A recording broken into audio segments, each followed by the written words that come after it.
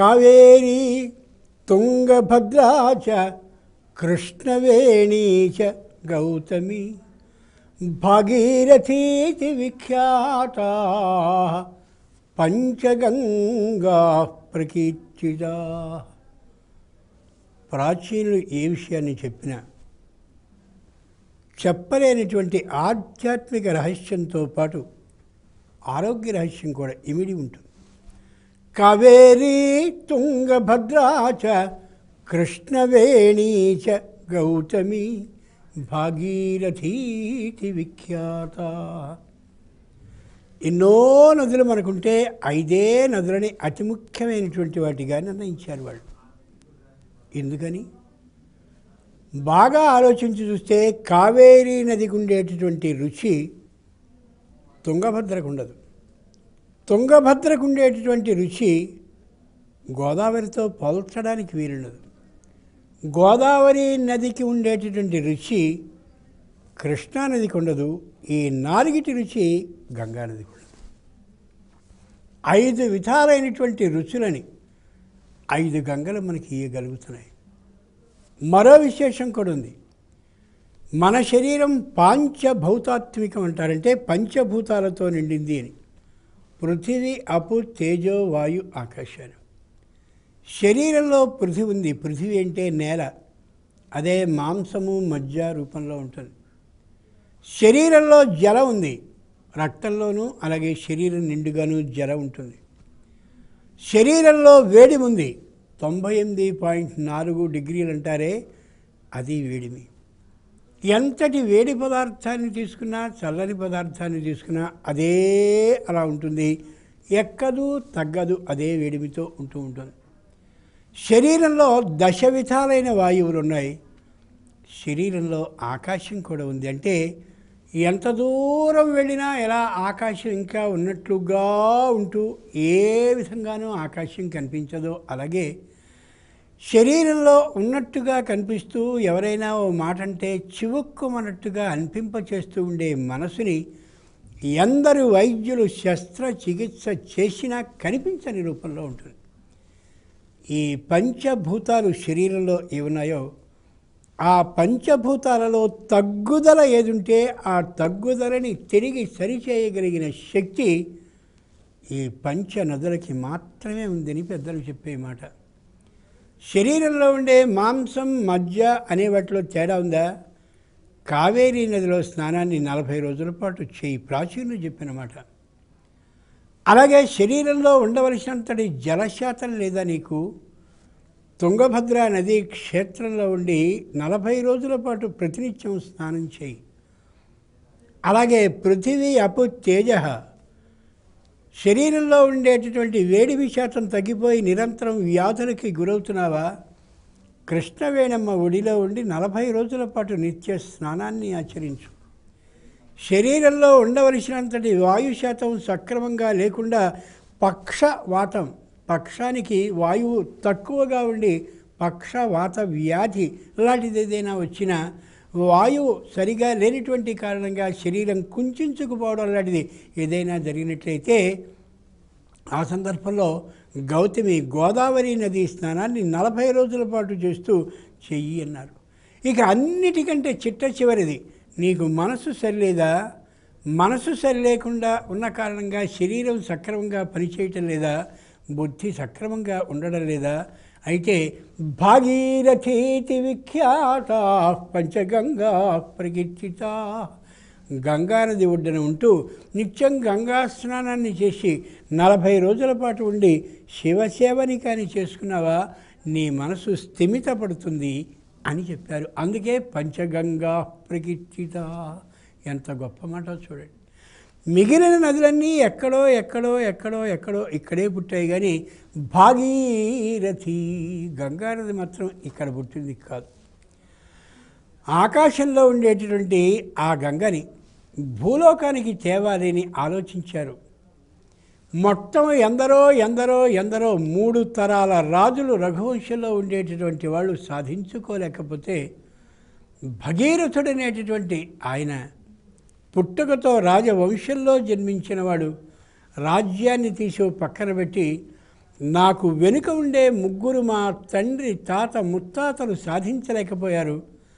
మా పూర్వుడైనటువంటి సగరుని యొక్క పుత్రులందరూ భస్మరాశులుగా పడుంటే వాటి మీదుగా గంగని ప్రవహింపచేసేలా చేసి వాళ్ళకి మోక్షాన్ని ఇయ్యలేకపోయారు, ఇప్పించలేకపోయారు. కాబట్టి వాళ్ళది అసమర్థత కాదు, కానీ తగినటువంటి సమయం లేకుండా ఉండిపోయారు. కాబట్టి నేను ఆ పనికి పూనుకుంటాను అన్నాడు భగీరథుడు. తపస్సు చేశాడు గంగమ్మని గురించి. గంగ ప్రత్యక్షమైంది. ఏం కావాలి, నువ్వు మా భూలోకానికి వచ్చి మా ముత్తాతలైనటువంటి ఇదిగో ఇంతమంది 1000 మంది భస్మరాశుల మీద ప్రవహించి వాళ్ళకి అమోఘమైన స్వర్గ సౌఖ్యాన్ని అనుగ్రహించు. గంగమ్మ అంది. పెద్దగా వికటాట్టహాసాన్ని చేస్తూ, నేను భూలోకానికి రావడానికి సిద్ధమే, ఆ 1000 మందికి కూడా మోక్షాన్ని ఇప్పించడానికి సిద్ధమే, కానీ నేను చాలా బరువుగా ఉంటాను, వేగంగా ఆకాశం నుంచి దూకుతాను, బాగా బలంగా అక్కడి నుంచి వస్తాను. నన్ను గట్టిగా అణచగలిగినవాడు, ఆపగలిగినవాడు ఎవడు? నేను అదే వేగంతో కానీ వచ్చేసానా, పాతాళంలోనికి కూడా చీల్చుకుని ఇంకా కింద ఏ లోకానికి ఉందో అక్కడికి వెళ్ళిపోతే నీ ప్రార్థనా వ్యర్థం, నేను రావడం అనవసరం. గమనించుకో. మంచి యవ్వనంలో ఉన్నటువంటి గంగాదేవిని ప్రార్థిస్తే ఆవిడ యవ్వన గర్వంతో అలా మాట్లాడింది. వెంటనే అమ్మా, నిన్ను భరించగలిగిన వాడు ఎవరు అడిగాడు. అది నువ్వు ఆలోచించుకో. వెంటనే బ్రహ్మని గురించి తపస్సు చేస్తే బ్రహ్మ చెప్పాడు, శంకరుడు మాత్రమే తన తల మీద ధరించగలడు, భరించగలడు అని. మళ్ళీ శంకరుడు గురించి ప్రార్థించాడు. భగీరథ ప్రయత్నం అంటే ఇదే. ఎక్కడైనా ఒక పని కోసం ప్రయత్నాన్ని చేసి దానికి మళ్ళీ ఇంకో ప్రయత్నాన్ని చేయవలసి వస్తే ఆ ప్రయత్నానికి కూడా వెనుకడుగు వేయక మళ్ళీ అక్కడి నుంచి ఇంకో చిన్న మలుపు వస్తే అందుకు కూడా సిద్ధపడి అలా నిరంతరం ప్రయత్నం చేస్తూ పని అయ్యే వరకు కూడా ఆ పనిని మానకుండా చేయడం ఏదుందో అది భగీరథ ప్రయత్నం. శంకరుని ప్రార్థించాడు.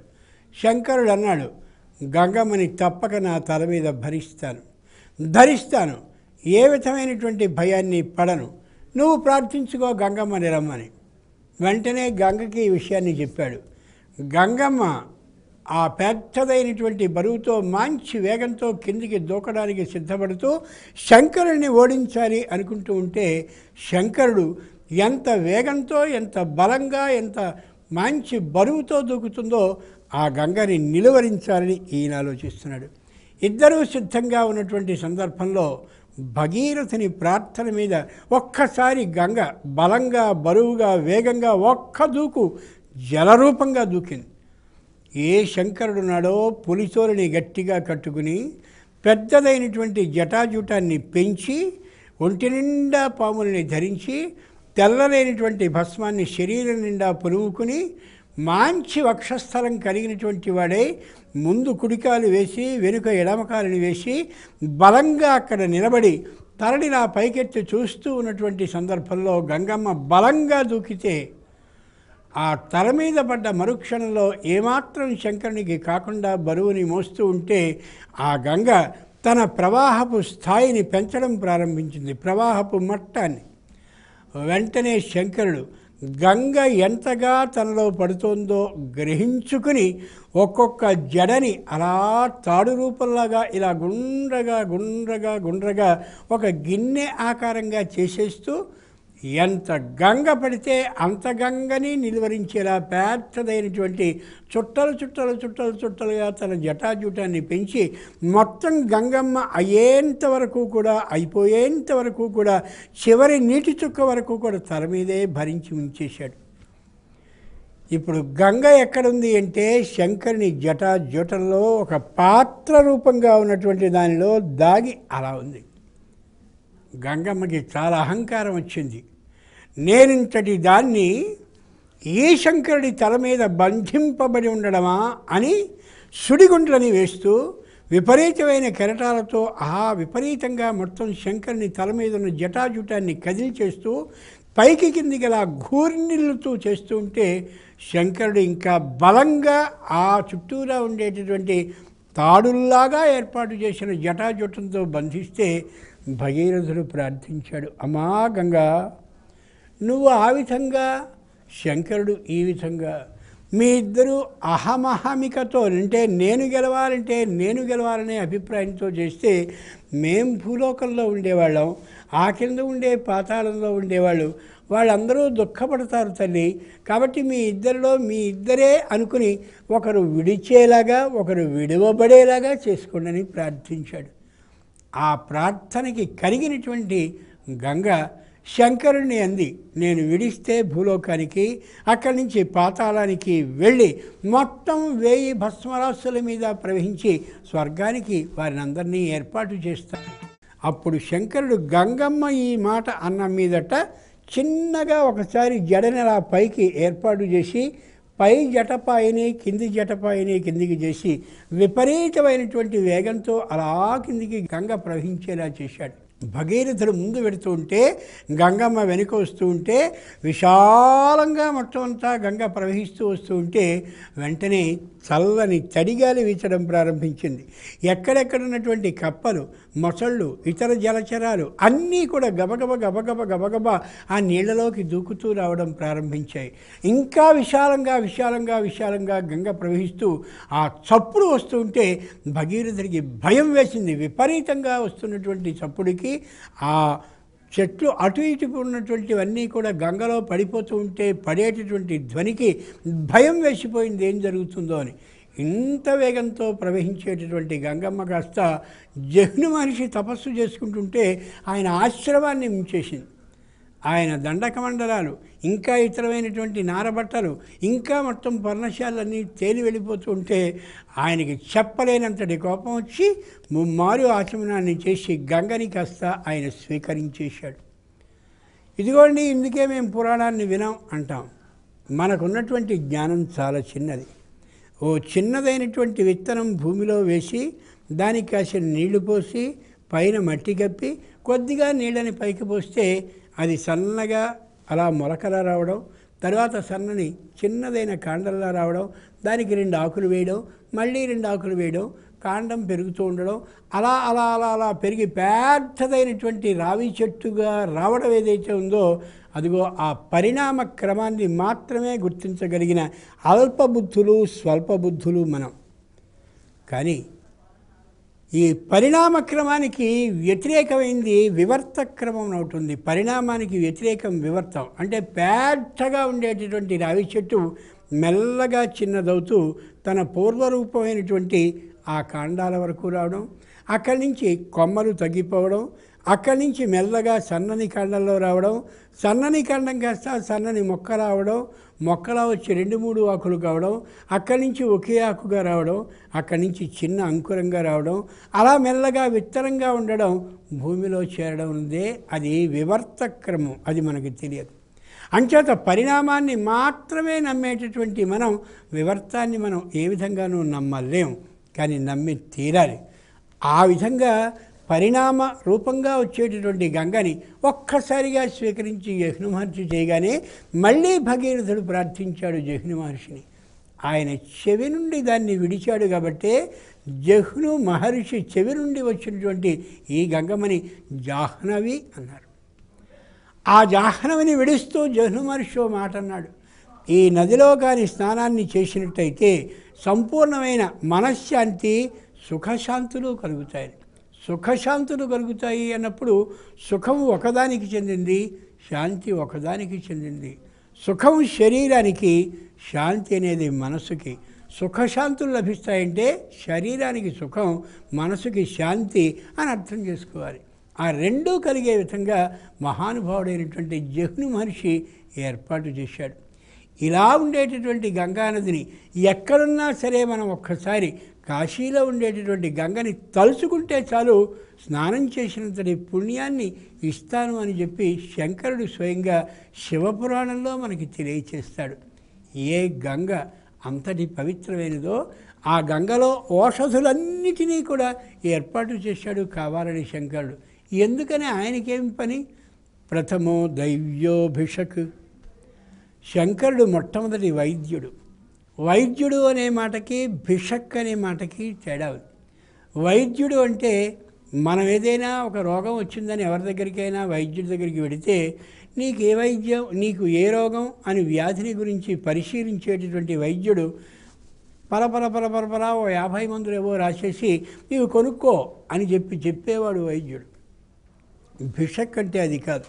నువ్వు ఈ మందుల్ని వాడాలి అని చెప్పకుండా ఏ మందులని ఈ వ్యాధిగ్రస్తుడైన వాడు వాడాలో వాటిని స్వయంగా వాటిని నూరి తయారు చేసి అందించేటటువంటి వాడు భిషక్కు. ఒక 20 సంవత్సరాలు వెనక్కి వెడితే ఆచార్యులు గారో శాస్త్రి గారి దగ్గరకో వెడితే వాళ్ళు ఇలాగే వాళ్ళ ఇళ్లలోనే మందులన్నీ నూరి ఉండేవి కాబట్టి వ్యాధి వచ్చిందని వెళ్ళగానే వెంటనే ఆ మాత్రం వాళ్లే ఇచ్చేవారు. అది ప్రథమో దైవ్యో భిషక్. కాబట్టి గంగమ్మను ఒక్కసారి కాశీలో ప్రవహించేటటువంటి దాన్ని తలుచుకుంటే చాలు వ్యాధి తగ్గేటటువంటి ఆ అమోఘమైన స్థితిని అనుగ్రహించాడు శంకరుడు. అంతటిది గంగా నది.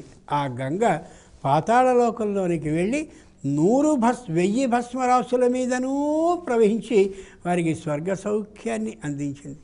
అంచేతనే ఎవరైనా దురదృష్టవశాత్తు మరణించినట్లయితే మరణించిన వారందరికీ కూడా అస్థికలని తీసి గంగలో కలుపుతూ స్వర్గ సౌఖ్యం వాళ్ళకి లభించాలి అనేటటువంటి విధానాన్ని మనం చేస్తూ ఉంటాం.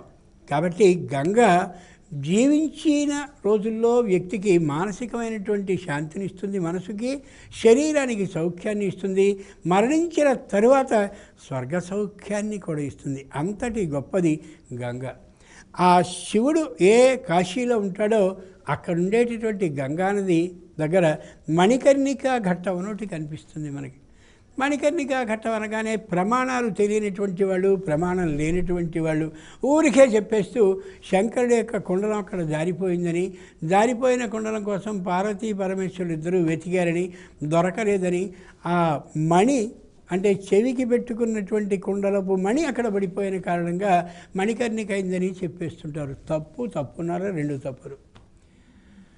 కర్ణం అంటే చెవి, కర్ణిక అంటే చెవి లోపలి భాగం అని అర్థం. మంత్రాలకి మణి నమశివాయ అనేది. ఏ మహానుభావుడు కాశీకి వెళ్ళి ఏ విధమైన అనారోగ్యము లేకుండా అప్పటి వరకు ఉన్నవాడు టక్కున ఈ లోకాన్ని వీడి శరీరాన్ని విడిచి వెళ్ళిపోతాడో ఆ విడిచి వెళ్ళిపోయేటటువంటి మహానుభావునికి ఈ కర్ణికలో అంటే చెవి లోపలి భాగంలో మంత్రాలకి మణి అయినటువంటి నమశివాయని సాక్షాత్తు పరమేశ్వరుడు చెవిలో ఉపదేశాన్ని చేస్తాడు. బాగా అర్థం చేసుకోవాలి. కర్ణము అంటే చెవి, కర్ణిక అంటే లోపలి చెవి.